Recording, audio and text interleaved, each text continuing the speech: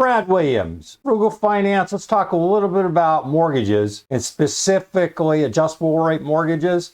I get a lot of questions regarding the mechanics of adjustable rate mortgages. So let me explain to you briefly some of the definitions or the wording when you look at adjustable rate mortgage. Adjustable rate mortgages, also known as ARMs, typically include several kinds of caps that control how your interest rates adjust up or down. There are three kinds of caps.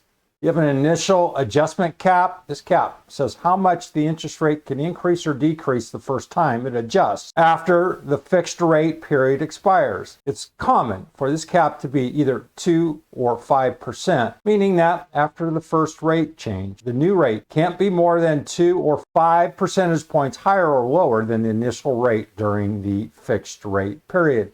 The subsequent adjustment cap, this cap says how much the interest rate can increase or decrease in the adjustment period that follows. This cap is most commonly 1 or 2%, meaning that the new rate can't be more than 1 or 2 percentage points higher or lower than the previous rate. Lifetime adjustment cap. This cap says how much the interest rate can increase or decrease in total over the life of the loan. This cap is most commonly 5%, meaning that the rate can never be more than 5 percentage points either higher or lower from the initial rate. However, some loans may have a higher cap. Additionally, some loans may have a lifetime adjustment cap for decreases that is different than that of increases, known as a floor. Ask the lender to calculate the highest payment you may ever have to pay on the loan you're considering. You can also find this information on your loan estimate or truth in lending disclosure, which lenders are required to provide you within 3 business days after you apply for a loan.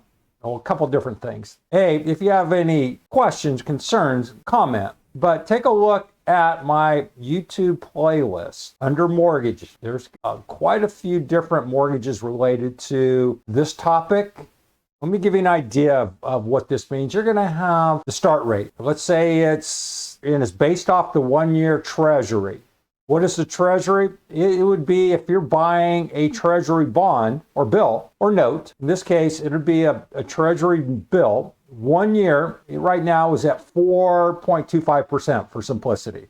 That would be your start rate. Then you're going to have a cap. You could have a 1% cap that adjusts annually. If interest rates move higher, that 4.25% treasury now is at 5%. So the lender will most likely can bump that up from 5%. That's your index. Then they're going to add 1% to that rate. Now your rate goes to 6%. In some cases, if interest rates drop, the lenders won't lower your rate.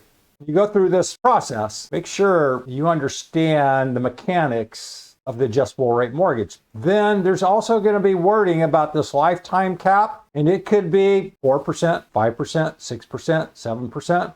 Make sure you understand. What that means is that starting point, 4.25%. Worst case scenario, interest rates skyrocket. Let's say this lifetime cap is 6%. We have that 4.25. That's our starting point. Add this lifetime cap to it, plus 6. Now you're at 10.25%. That is more than going to double your monthly mortgage payment. Can you afford that? That's the risk you're going to take if you choose an adjustable rate mortgage. So comment. Let me know if this is confusing, and I'll clarify it. Brad Williams, Frugal Finance. Hope that helped. Thanks for watching. See you soon.